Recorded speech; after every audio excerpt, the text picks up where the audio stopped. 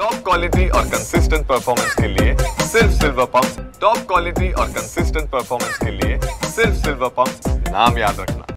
पाकिस्तानाने भारतावरती जो भ्याड हल्ला काही दिवसांपूर्वी केला होता, दहशतवाद्यांच्या माध्यमातून भारतावरती कायम हल्ला करत राहणं, जगामधील सर्व दहशतवाद्यांना आश्रय देणं, हे पाकिस्तानाला नेहमी भोवलं तर सुद्धा त्यांनी कधी शिकवण घेतली नाही।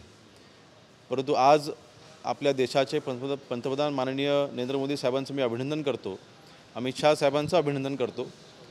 एकंदरीत अभिनंदन ह्या करता की त्यांनी इंडियन आर्मीला, इंडियन एअरफोर्सला आणि इंडियन नेव्हीला त्यांनी जी सूट दिली की इंडियन आर्मीने त्यांच्या पद्धतीने कारवाई करावी। मला वाटतं कुठल्याही पंतप्रधानांनी आजपर्यंतची अशी सूट कधी दिली नव्हती। ती सूट दिल्याच्या नंतर आज सकाळी जवळपास 1:30च्या दरम्यान पाकिस्तानमधील जवळपास 9 दहशतवादी तळांवरती इंडियन एअरफोर्सने हल्ला बोलवलेला आहे।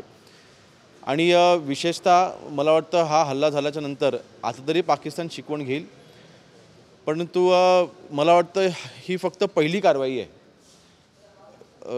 आज भारताने म्हणजे आपण म्हणतो ना की वाघाने अजून फक्त पंजा उगारलेला आहे, अजून जबाड उघडायचा आहे। म्हणून मला वाटतं आज थोडंसं समाधान आम्हाला नक्कीच मिळालेलं आहे। एक भारतीय म्हणून माझ्या मनातली भावना एकच आहे की लवकरच आपल्या भारताने POK देखील ताब्यात घ्यावं, अशी आमची एक भारतीय म्हणून इच्छा आहे। आणि मला वाटतं नरेंद्र मोदी साहेबच ही आमची इच्छा पूर्ण करू शकतात। साहेब, या ऑपरेशनला ऑपरेशन सिंदूर असं नाव देण्यात आलं होतं। ज्या भारतीय महिलांचं सिंदूर उजाडण्यात आलं त्यांचा बदला जो भारतानं पुरेपूर घेतलेला आहे। आणि विशेष म्हणजे असं करत असताना कुठल्याही पाकिस्तानच्या सर्वसामान्य नागरिकाला काही होणार नाही याची काळजी घेत केवळ दहशतवाद्यांच्या हल्ल्यांना टार्गेट करण्यात आलं। मी म्हणूनच म्हटलं ना, बघा शेवटी भारत एक विचार घेऊन पुढे जात आहे, जो दहशतवादी विरोधाचा विचार आहे, जो दहशतवाद संपवण्याचा एक आपला विचार आहे। आणि अशा वेळेला आपल्या शेजारचाच असलेला देश जर का दहशतवाद्यांना तिथे आश्रय देत असेल आणि त्याचं जर का भारतावरती नुकसान होत असेल तर नक्कीच ऑपरेशन सिंदूर हे अतिशय महत्त्वाचं होतं। मला वाटतं 10 वाजता आपले इंडियन एअरफोर्स इथे पत्रकार परिषद घेणार आहे, त्यामधून अजून खुलासे होतीलच।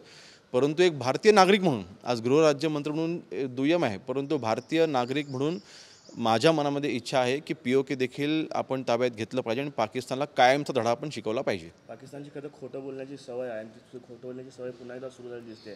त्यांचं असं म्हणणं आहे की आम्ही देखील भारताला प्रत्युत्तर दिलेलं आहे, भारताचं हेडक्वार्टर आम्ही उद्ध्वस्त केलं आहे, अशा पद्धतीने खोटं बोलायला सुरू केलेलं आहे। मला वाटतं पाकिस्तान फक्त अशा पद्धतीने TVवरती येऊन इंटरव्ह्यू देऊनच ते फक्त बोलू शकतात।